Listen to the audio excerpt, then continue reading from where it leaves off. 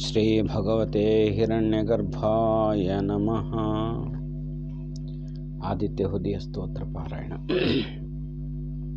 ಈಗಾಗಲೇ ಸುಮಾರು 3-4 ತಿಂಗಳಿಂದ ಸತತವಾಗಿ ನಿರಂತರವಾಗಿ ಬೆಳಿಗ್ಗೆ 6:30ಯಿಂದ 7 ಗಂಟೆವರೆಗೂ ಸಾಮೂಹಿಕ ಆನ್ಲೈನ್ ಪಾರಾಯಣ ಮಾಡ್ತಾ ಇದ್ದೇವೆ.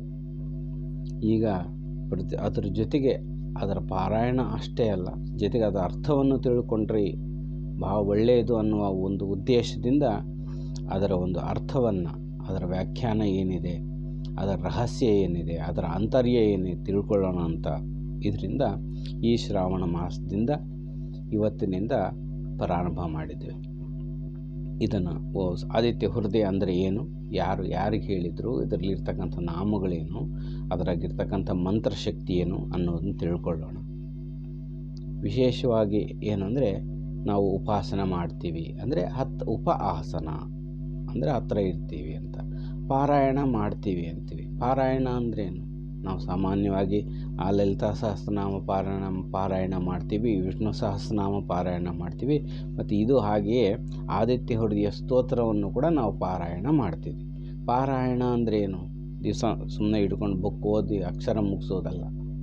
ಪಾರಾಯಣ ಅಂದರೆ ಪರಮವಾದ ಆಯಣ, ಅಂದರೆ ಅದಕ್ಕಿಂತ ಶ್ರೇಷ್ಠವಾದದ್ದು ಇನ್ಯಾವುದೂ ಇಲ್ಲ.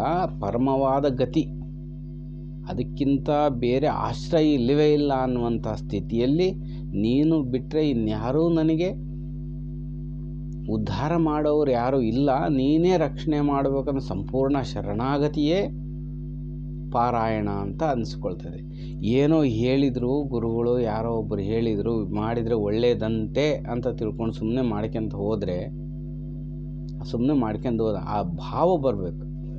ಆ ಭಾವ ಬರಬೇಕು. ನೀನೇ ಗತಿ ಸೂರ್ಯನಾರಾಯಣ, ನೀನೇ ಗತಿ ಅಮ್ಮ ಲಲಿತಾ ಪರಮೇಶ್ವರಿ, ನೀನೇ ಗತಿ ಶಿವ, ನೀನೇ ಗತಿ ವಿಷ್ಣು, ನೀನೇ ಗತಿ ಗಣಪತಿ, ನೀನೇ ಗತಿ.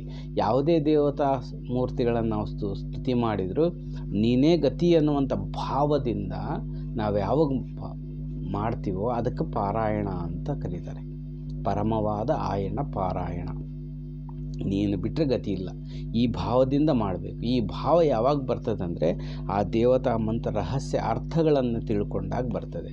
ಅದೊಂದು ವಿಶೇಷ. ಇದು ಸುಮಾರು ಈಗಾಗಲೇ 2 ತಿಂಗಳಿಂದ ಆ ವ್ಯಾಖ್ಯಾನ ಪ್ರಾರಂಭ ಮಾಡೋಣ ಅಂದ್ಕೊಳ್ತಿದ್ವಿ. ಆದರೆ ಆ ಶ್ರಾವಣದಿಂದ, ಆ ಸೂರ್ಯನಾರಾಯಣನ ಅನುಗ್ರಹದಿಂದ ಶ್ರಾವಣ ಮಾಸದಲ್ಲಿ ಪ್ರಾರಂಭ ಮಾಡ್ತಾ ಇದ್ವಿ. ಅದೇನು ವಿಶೇಷವೋ ಗೊತ್ತಿಲ್ಲ. ವಿಶೇಷವಾಗಿ ಶ್ರಾವಣ ಮಾಸದಲ್ಲಿ ಹೆಚ್ಚು ಹಬ್ಬ ಹರಿದಿನಗಳು, ಈ ಆಷಾಢವರೆಗೂ ಒಂಥರ ಇರ್ತದೆ. ಶ್ರಾವಣ ಅಂದ್ಕೂಡಲೇ ಒಂದು ತೇಜಸ್ಸು ಎಲ್ಲವೂ ಯಾಕೆ ಬರ್ತದೆ ಅಂತ ನೋಡಿದ್ರೆ, ಇದ್ರಾಗೊಂದು ಮೊನ್ನೆ ಒಂದು ರಹಸ್ಯ ಕಾಣಿಸ್ತು. ವಿಷ್ಣು ಪುರಾಣದಲ್ಲಿ ಈ ರಹಸ್ಯ ಅಡಗಿದೆ. ಅದರೊಳಗೆ ಶ್ರಾವಣ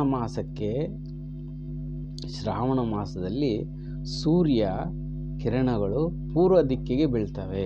ಸೂರ್ಯನ ಅಧಿಪತಿ ಶ್ರಾವಣ ಮಾಸಕ್ಕೆ ಸೂರ್ಯ ಅಧಿಪತಿಯಾಗಿದ್ದಾನೆ ಅಂಥೇಳಿ, ಸೂರ್ಯ ಅಂದರೆ ಆ ಮಾಸದಲ್ಲಿ ಸೂರ್ಯನು ಪೂರ್ವ ದಿಕ್ಕಿನಲ್ಲಿ ಹೆಚ್ಚು ಪ್ರಚೋದನೆ ಮಾಡ್ತಾನೆ ಅನ್ನುವಂಥದ್ದು ವಿಷ್ಣು ಪುರಾಣದಲ್ಲಿ ಬರ್ತದೆ. ಅಂದರೆ ಈ ಸೂರ್ಯ ಪೂರ್ವ ದಿಕ್ಕು ಅಂದರೆ ಇಂದ್ರನ ದಿಕ್ಕದು, ಇಂದ್ರನ ದಿಕ್ಕು ಪೂರ್ವ.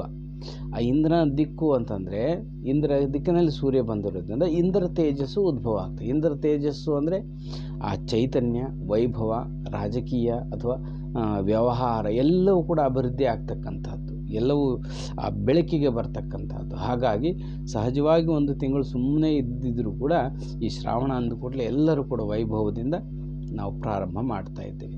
ಅದೇ ರೀತಿ ಇದನ್ನು ಕೂಡ ಪ್ರಾರಂಭ ಮಾಡಿದ್ದೀವಿ. ಇದು ಎಲ್ಲಿಂದ ಬರ್ತದೆ? ಆದಿತ್ಯ ಹೃದಯ ಸ್ತೋತ್ರ ಅಂದರೆ ಶ್ರೀಮದ್ ರಾಮಾಯಣದಲ್ಲಿ ಬರ್ತಕ್ಕಂಥದ್ದು. ರಾವಣರ ಯುದ್ಧದ ಸಂದರ್ಭದಲ್ಲಿ ಬಂದಿರತಕ್ಕಂಥದ್ದು ಈ ಆದಿತ್ಯ ಹೃದಯ ಸ್ತೋತ್ರ. ಮತ್ತೊಂದು ಆದಿತ್ಯ ಹೃದಯ ಸ್ತೋತ್ರ ಇದೆ. ಅದು ಯಾವುದು? ಶ್ರೀಕೃಷ್ಣ ಅರ್ಜುನನಿಗೆ ಹೇಳಿರ್ತಕ್ಕಂಥದ್ದು ಆದಿತ್ಯ ಹೃದಯ ಸ್ತೋತ್ರ. 7 ಅಧ್ಯಾಯಗಳ ಇದೆ ಅಂತೆ. ನಾನು ನೋಡಿಲ್ಲ, ಇದೆ ಅಂತ ಕೇಳ್ಪಟ್ಟಿದ್ದೀನಿ. ಇಷ್ಟು ವಿಶೇಷವಾಗಿರ್ತಕ್ಕಂಥದ್ದು. ಇದರ ಅರ್ಥವನ್ನು ಪ್ರತಿದಿನ ಒಂದು 10 ನಿಮಿಷ ಅಥವಾ 5-10 ನಿಮಿಷ ಪಾರಾಯಣ ಆದ ಕೂಡಲೇ ದಿವಸ 1-2 ನಾಮಗಳು. ಇದು ಮೊದಲಿಂದ ಏನೇನು ಅರ್ಥ, ಇದು ರಹಸ್ಯವನ್ನು, ಆಂತರ್ಯವನ್ನು ತಿಳಿಯೋಣ. ನೀವು ಭಾಗಿಗಳಾಗುವವರು ಯಾರಿದ್ದರೆ ಈ ಒಂದು ವಿಡಿಯೋ ಲಿಂಕಲ್ಲಿ ಗ್ರೂಪಿನ ಲಿಂಕ್ ಕೊಡ್ತೀವಿ. ನೀವು 6ವರೆಗೆ ಸಾಮೂಹಿಕ ಪಾರಾಯಣಕ್ಕೆ ಭಾಗಿಗಳಾಗ್ಬೋದು. ಶಿವಾಯ ಗುರುವೇ ನಮಃ. ಶ್ರೀ ಮಾತ್ರೇ ನಮಃ.